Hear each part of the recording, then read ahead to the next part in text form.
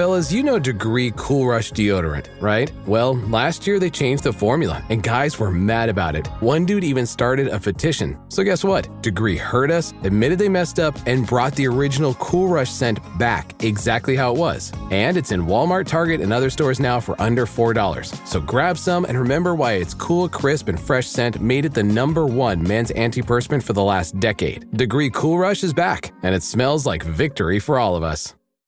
Auto insurance can all seem the same until it comes time to use it. So don't get stuck paying more for less coverage. Switch to USAA Auto Insurance and you could start saving money in no time. Get a quote today. Restrictions apply. USAA. Hilton brings you new ways to stay. With experiences that let you capture the glory days. Introducing the Graduate Hotels. Each inspired by local college towns, these stays are always original and never boring. Get in touch with traditions all across the country and enjoy a stay that's a class above the rest. Book at Graduate Hotels with Hilton Honors Points at Hilton.com. It's a win-win. Hilton, for the stay. From the Fifth Quarter Studios in Madison, Wisconsin, you are listening to High School Hoops with our hosts, Steve Collins and Jake Steger. Okay. All right, episode 66 of High School Hoops. We'll do a quick shout out to our two sponsors, teachhoops.com for coaches who want to get better. The one-stop shopping, like I was telling you, Coach, the target for basketball coaches. Go over and check it out. And check out Dr. Dish, the #1 shooting machine on the market. I'm hoping by the time this loads up in the middle or end of December that we're shooting 65% from three. That's me knocking on wood. All right, what's this week, Coach? I think one thing that, I get a lot of questions from people is how do you prepare your team for pressure and the press? Because I think that's something that we all will face this season. Sometimes you have guys that can handle it and it's not as big a deal and you want them to press you because you have a team that can run and gun, you'll value from it.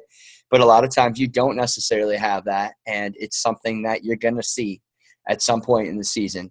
And especially when you play really good teams like to, get more possessions. They like the press, and you're going to see that. And I think the key is how do you model that in your practice and get a team prepared for that type of pressure? I don't know. Tell me, Coach, because I need some help, man. Well, first of all, I think you have to work on it. That's one of the things. I think, at least for me, when I've had teams that haven't pressed well or don't handle pressure well, I teach them angles. I teach them about cutting. I teach them about not dribbling through pressure, because I think that is the #1 mistake the youth players or high school players make is they see pressure and they try to dribble through it. So we often do in practice, we'll do drills where we just don't want to dribble. Like, you just can't dribble. And they go, what do you mean you can't dribble? I go, you can't dribble. So I'm always torn on whether to put 6 defenders out. I'm always torn on that because that's not really what's happening in a game. It feels like it for them sometimes, so I will do it. But I think the non-dribbling part teaches them the cutting. Because if they don't cut to the open space or the open air, they won't be able to pass it to anybody. So that's something we spend a lot of time on, taking those angles away when we're pressing, and then looking for those diagonal cuts when we are getting pressed. The opponents I was just talking to you about are going to come at us for sure, and they're going to pressure. So if we can handle the pressure, we'll score. I have a team this year who could score in that transition. I have athletes. I have guys that can, we can go. I have shooters. I have bigs. I have the pieces. So it's like, okay, you're going to pressure me. All right, let's go. We're going to go with you. I haven't been necessarily doing that the last 4 years, going with you. But we're going to go with you. Let's jump on the train and go together. So we'll see. I mean, what do you feel? I think that handling pressure is something that you just don't do to prepare for an opponent. I think it's something that you almost need to do on a daily basis in practice, because it's such a game changer. Because coaches will use it instead of a good, in my opinion, a really good coach will use a pressure or a press to either get their team, like say they're up by 3 or 4 and they want to get a big lead or they got to change momentum. I just think that anybody knows if they want to be a game changer, having a press is a huge thing to have. And so I think it's something that you got to be constantly preparing every single day in practice, or at least every other day. But if you can even find 10 minutes and you can extend it longer for longer periods of time, I think often we say, oh crap, we haven't been pressed all year and you haven't practiced it in 6 weeks. Well, nothing's going to prepare you in 2 days if you've not practiced it all year long. Right. And I think also it's nothing to say if you're not even a pressing team, at some point you got to learn how to press anyways when you're going to be in a situation. Yeah. So here's my theory. So this week, tomorrow, I'm putting in a couple presses. I'm putting them in for 2 reasons. First of all, the teams we're playing are going to pressure us. Right. And you know what? If they go on a little run, I'm going to come back at them. So you just never know that maybe that group will be good at it. Maybe it's something that you'll end up using. It's your special teams. It's like, ooh, I'll put these guys out and this pressure. It's like, and another thing, it becomes, you don't know what person's looking at what film. Holy crap, when did they start running a 1-2-2 in this game? And then you haven't read it for 4 or 5 weeks. Like, that unpredictability is huge. I'm putting that in tomorrow. I don't care because this will be out after the people that I want. This will be out. It doesn't matter. But so I don't care. But I'm putting one of those in, and then I was just talking to somebody, another coach from Missouri who runs this, one of the best ones in the country running this. So he's literally, before I came on with you, I was talking to him about it. We're gonna do that. We're gonna fall back into a 1-2-2, because at some point I just might need to change momentum. I might just need to change things up a little bit. Now, in 3 weeks, will I be doing it? I don't know, but we're gonna have it in my back pocket in case I need it. Yeah. And I often think too, like, ball security drills are just really important at a high level anyways. Right. And so if you're not practicing ball security on a daily basis in some facet, I think you're hindering your program from any level, from whether it's freshman, JV, and the varsity level. If you're not working on handling pressure every single day, I think that you're putting a disservice to your players, because if they're practicing every single day, they're going to be more prepared for it. Right. And so I think handling pressure is something that you've got to consistently do on a daily basis, and use and have tools in the back pocket that you could be able to use and use at any time.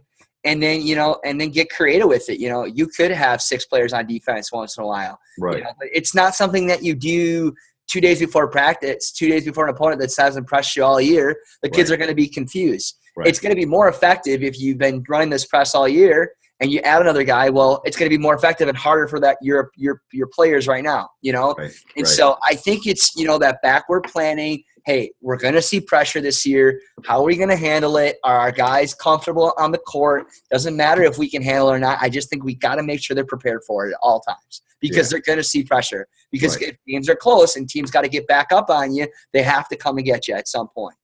And so, and then how are you going to handle it? I like that. That's true. I just don't think that too often pressure is something that people are like, oh man, or maybe we should have a zone. I haven't had a zone all year. You're a man-to-man team, but at some point you're going to have to do something different. Right. And so I think it's so important to constantly look back and say, do I have all these tools in place, and are my kids, are they prepared? Right. And if you're asking them to handle a press 2 days before they haven't seen a press all year, you're not putting up, they're not going to be successful. No. And spending 2 days of practice is not going to do it for you. I agree. And another thing is, if you learn how to press, you learn how to beat a press too. Yes. You learn from the inside out of, oh man, I know what they're trying to do to me. They're trying to get me to get to one corner here, and I they get up other. Once you start to learn how to learning how to press from a defensive standpoint, you know how to handle it better offensively too, like kind of being in their shoes in a way. Right. No, I agree 100%.